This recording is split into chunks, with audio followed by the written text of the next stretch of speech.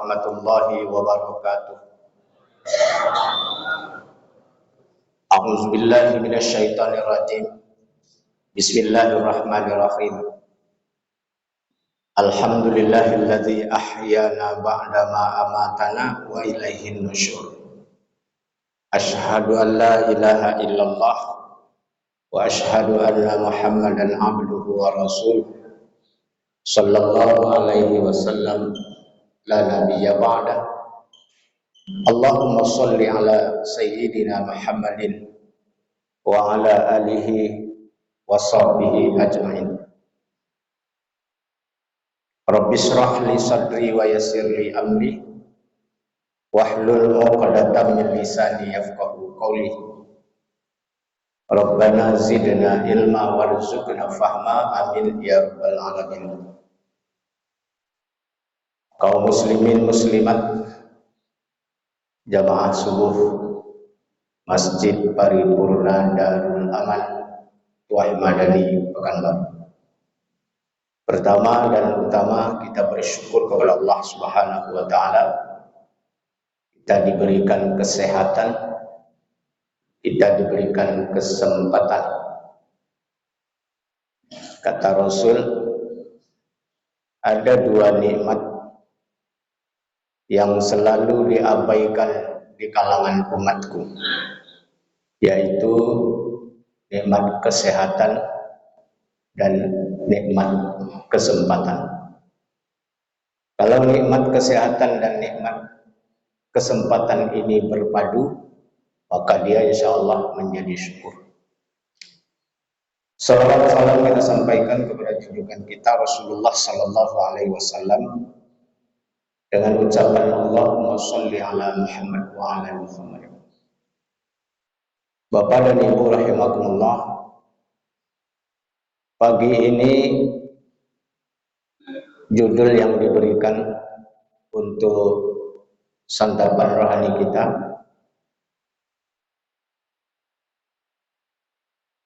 mencari rezeki yang berkah. Saya tidak akan berbicara berkah itu yang seperti apa, tapi saya akan sampaikan tanda-tanda atau alamatnya atau ciri-cirinya.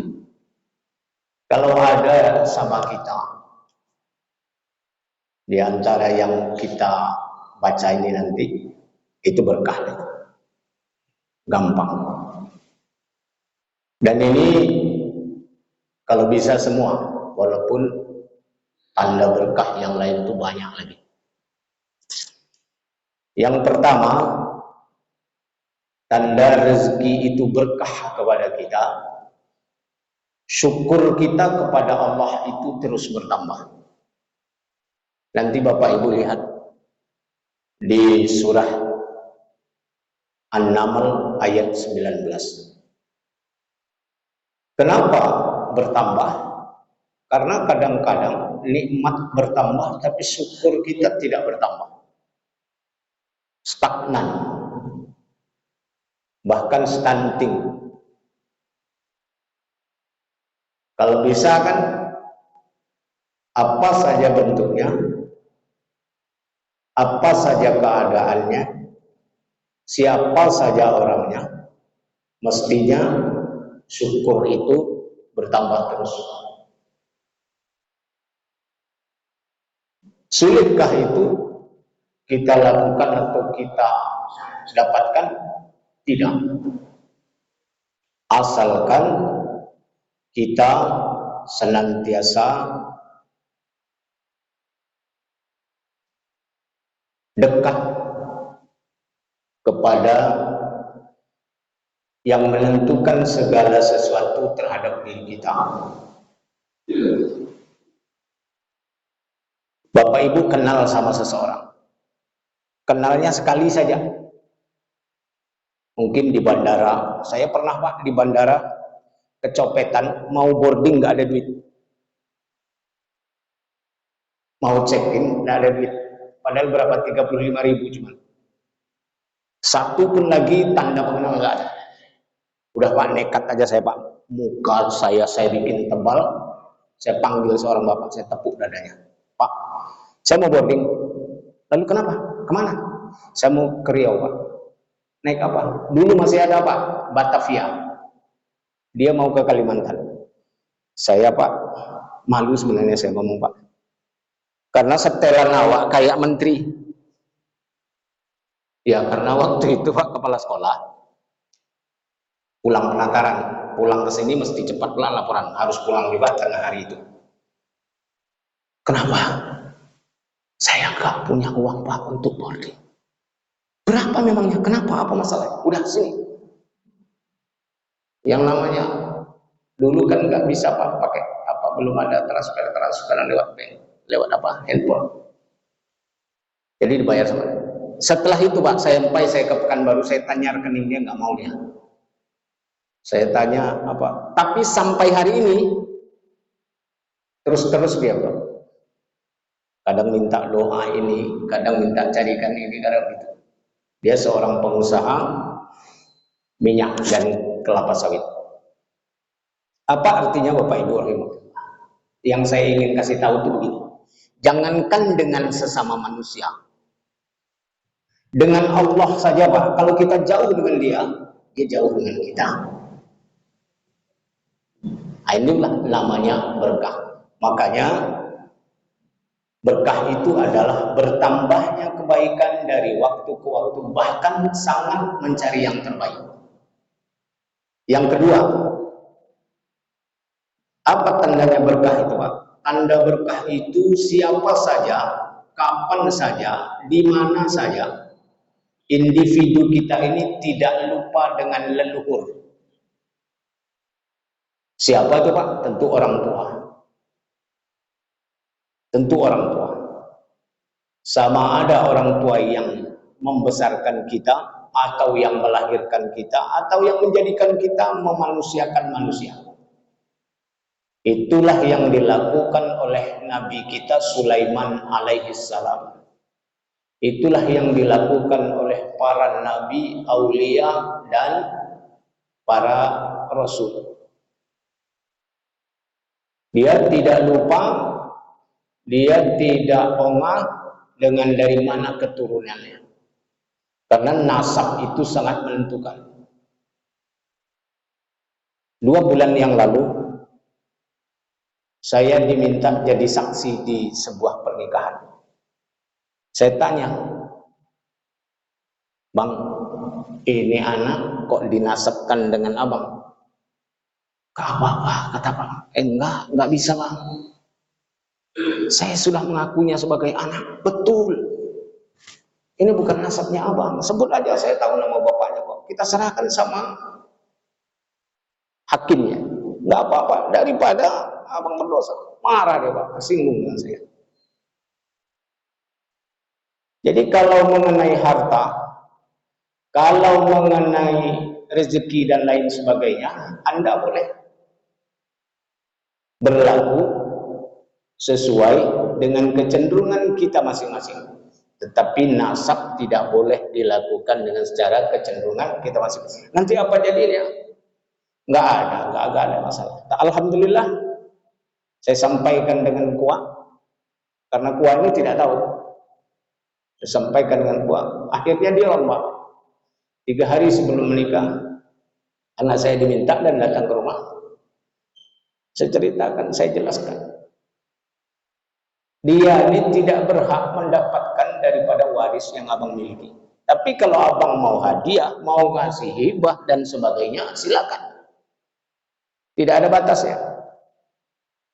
Nah, Bapak Ibu rahimakumullah, apa yang saya maksud? Bahwasanya siapapun kita, kewajiban kita adalah kewajiban terhadap kedua orang tua itu tidak boleh putus. Karena itu Allah Subhanahu wa taala, wa qadha rabbuka alla ta'budu illa iyyahu wa bil walidaini ihsana. Allah tempatkan berbakti atau berbuat baik kepada kedua orang tua itu adalah posisi nomor 2 setelah kita menyelesaikan kewajiban kita kepada Sang Khalik.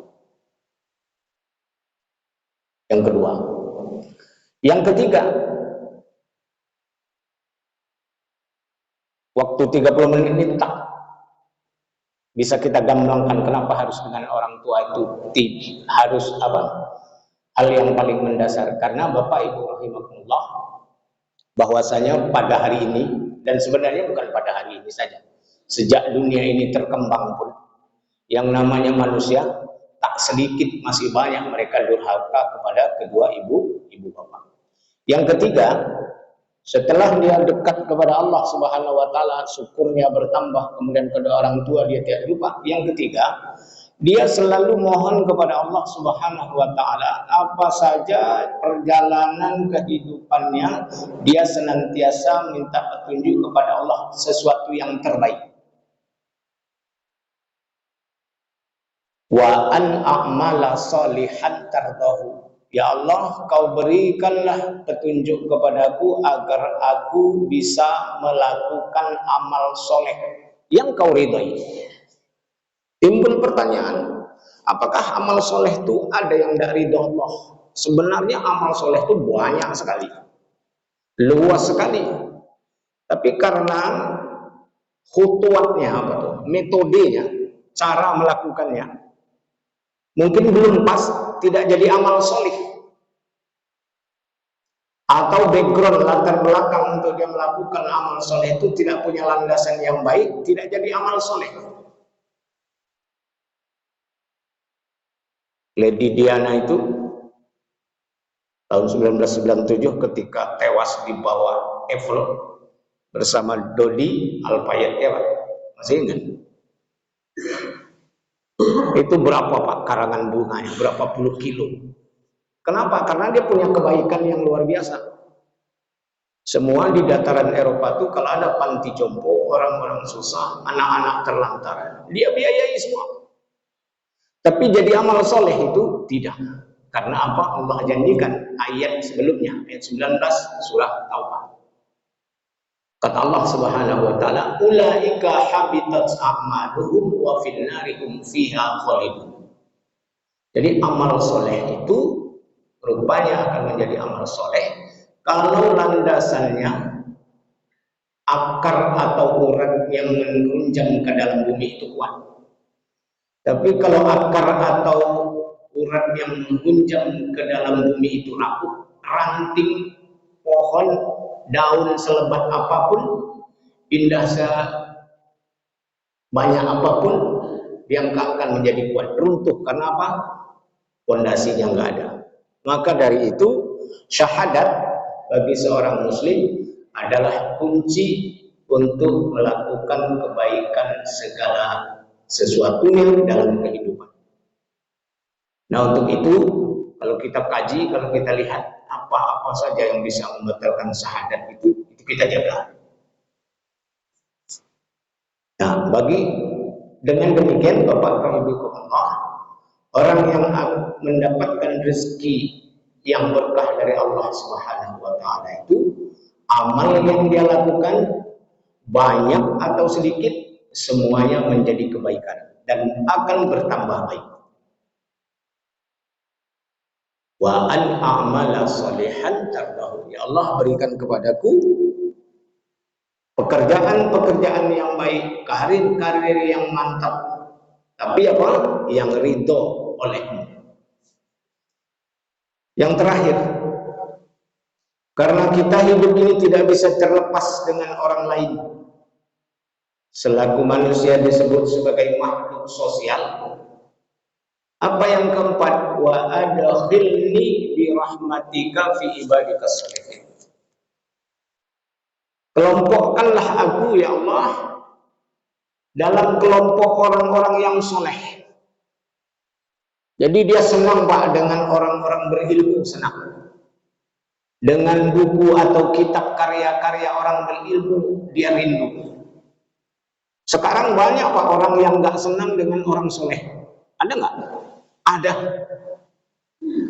Sekarang banyak Pak yang benci sama orang-orang yang berkarya, hasil ilmu, kitabnya dan lain sebagainya yang banyak. Nggak senang dia. Nggak usah kan mau lihat bukunya, mau mempelajari hikmah yang ada di tulisnya, dengar namanya udah alergi. Ada? Insya Allah itu akan hilang. Nah, maka dari itu kita Kalau bisa punya tetangga-tetangga yang soleh, punya sesama jamaah-jamaah yang soleh, punya menantu-menantu yang soleh, punya karyawan-karyawan soleh, punya pimpinan-pimpinan yang soleh. Luar biasa. Wa adkhilni bi rahmatika fi ibadika sholih. Karena apa? Siapapun yang berada di sekitar kita itu kan faktor eksternal bagi diri kita. Itu sangat menentukan juga apa yang ada di dalam internal kita.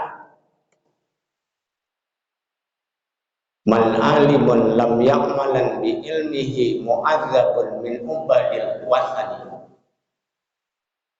Orang pintar, orang cerdas, tapi dia tidak mau taat, tidak mau patuh kepada Allah Subhanahu wa taala.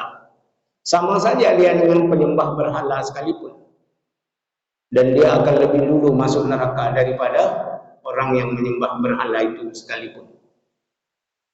Nah, maka kita kepada Allah Subhanahu wa taala, ya Allah, kalau kau berikan aku karyawan yang baik, kalau kau berikan kepadaku pemimpin atau pemimpin yang baik, kalau berikan kepadaku tetangga yang baik, kalau kau berikan kepadaku kaum kerabat, keluarga kerabat yang baik, supaya apa? Supaya aku tidak terpengaruh seperti bendera di atas bukit.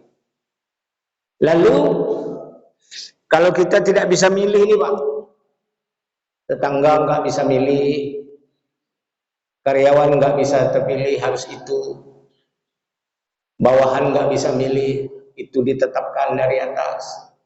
Atau atasan kita tak bisa kita pilih, pakailah prinsip. Prinsipnya mudah, prinsip kuas saja. Ini dinding masjid kita ini putih. Kalau kuasnya datang hijau jadi hijau semua. Kalau kuasnya datang kuning jadi kuning semua. Artinya kita tidak boleh seperti tembok. Tembok itu berapapun tingginya, berapapun panjangnya, berapapun tebalnya, tetap disebut muka tembok. Nah, begitu hari ini cara kita merindukan orang-orang soleh itu bagaimana? Lewat karyanya. Lewat apa? Lewat hikmahnya. Lewat apa? Lewat futuhat hayatnya, jalan kehidupannya, dan seterusnya. Bapak Ibu rahimakumullah, insya Allah Ramadan ini sebagai salah satu jalan buat kita untuk menjadikan kehidupan kita diberikan rezeki yang berkah oleh Allah Subhanahu wa taala. 4 tadi. Pertama, syukur kita atau ibadah kita kepada Allah Subhanahu wa taala bertambah banyak, bertambah baik. Yang kedua, dengan nasab atau keturunan kita tidak pernah lupa, selalu ingat mohon kepada Allah, karena ini adalah sebabnya kita dapat hidayah. Yang ketiga, apapun yang kita lakukan, aktivitas kehidupan itu, kita mohon kepada Allah sesuatu yang terbaik. Dalam hal ini tentu amal soleh yang ridho Allah. Jangan amal soleh tapi Allah tak ridho, itu payahnya. Ya, patah haram kita nanti. Yang keempat adalah kita mohon kepada Allah Subhanahu wa taala, siapapun yang berada di sekitar kita dan siapapun yang ingin bermunajat atau bermuamalah dengan kita, dijadikan oleh Allah Subhanahu wa taala orang-orang terbaik. Demikian Bapak Ibu rahimakumullah, saya mohon maaf tak bisa saya itikaf ataupun menjelang Isra hari ini karena mengantar anak gadis ke bandara. Terima kasih. Assalamualaikum warahmatullahi wabarakatuh.